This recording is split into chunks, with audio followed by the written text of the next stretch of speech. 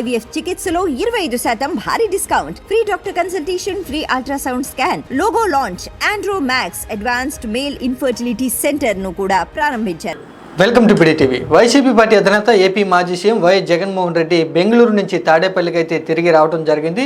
ముందుగా వైఎస్ జగన్మోహన్ రెడ్డి ఎన్నికల ఫలితాలు వచ్చిన తర్వాత ప్రజాక్షేత్రంలోకి ప్రజల వద్దకు వెళుతూ కూడా సొంత నియోజకవర్గమైనటువంటి పులివెందుల వెళ్ళడం జరిగింది. పులివెందులలో 4 రోజుల పాటు ఉన్నటువంటి వైఎస్ జగన్మోహన్ రెడ్డి ఆ తర్వాత బెంగళూరు అయితే వెళ్ళడం జరిగింది. బెంగళూరులో ఉన్నటువంటి తన నివాసంలో విశ్రాంతి తీసుకున్నటువంటి వైఎస్ జగన్మోహన్ రెడ్డి ఈరోజు సాయంత్రం మధ్యాహ్నం 3 గంటలకైతే తాడేపల్లికి తిరిగి చేరుకోవడం జరిగింది. మొత్తంగా వైఎస్ జగన్మోహన్ రెడ్డి ఎన్నికల ఫలితాలు వచ్చిన తర్వాత విశ్రాంతి అనేది తీసుకోవడం పూర్తి అయినట్లుగా తెలుస్తుంది.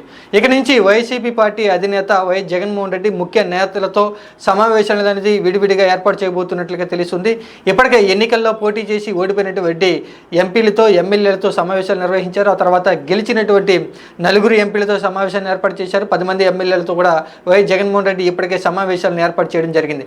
మొత్తంగా ఎన్నికల్లో పాల్గొన్నటువంటి వైసీపీ పార్టీ నేతలతో వైఎస్ జగన్మోహన్ రెడ్డి సమావేశాలు ఇప్పటికే పూర్తి చేయడం జరిగింది. ఇక నుంచి వైసీపీ పార్టీ చెందినటువంటి జిల్లా స్థాయి, నియోజకవర్గ స్థాయి కార్యకర్తలతో, నాయకులతో సమావేశం అనేది ఏర్పాటు చేయబోతున్నట్లుగా తెలుస్తుంది. ఇప్పటికే కొంతమంది నాయకుల్ని, కార్యకర్తలను కలిసినటువంటి వైఎస్ జగన్మోహన్ రెడ్డి ఇక్కడి నుంచి పూర్తి స్థాయిలో వైసీపీ పార్టీ బలోపేతానికి ఏ విధంగా పనిచేయాలి అనేటువంటి విషయం గురించి దిశానిర్దేశం చేయబోతున్నారంటూ వైసీపీ పార్టీ వర్గాలు అయితే చెప్తూ ఉన్నాయి.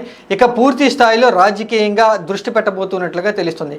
ఇంకా డిసెంబర్ నెలలో ఓదార్పు యాత్ర చేసే అవకాశాలు ఉన్నాయంటూ ఇప్పటికే వైసీపీ పార్టీ వర్గాలు చెప్పడంతో ఎన్నికల్లో అధికారం వచ్చిన దగ్గర నుంచి కూడా కూటమి నేతలంతా కూడా వైసీపీ పార్టీ నాయకుల మీద వివిధ ప్రాంతాలు, వివిధ నియోజకవర్గాల్లో దాడులకైతే తెగపడడం జరిగింది. మొత్తంగా దాడిలో గాయపడినటువంటి కార్యకర్తల్ని, నాయకులను అయితే వైఎస్ జగన్మోహన్ రెడ్డి ఓదార్పు యాత్ర ద్వారా డిసెంబర్లో కలవబోతున్నట్లుగా తెలుస్తుంది.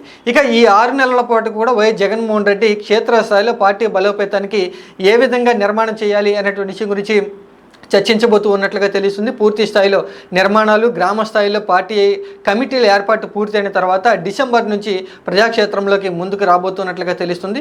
ఇక ఈ 6 నెలల పాటు కూడా ఏదన్నా కార్యక్రమాలకు సంబంధించి వైఎస్ జగన్మోహన్ రెడ్డి స్పందించబోతున్నట్లుగా తెలుస్తుంది. ఇక మీడియా ముందుకు కూడా వచ్చేటువంటి అవకాశాలు ఉన్నాయంటూ వైసీపీ పార్టీ వర్గాలు అయితే అంచనా వేస్తూ ఉన్నాయి.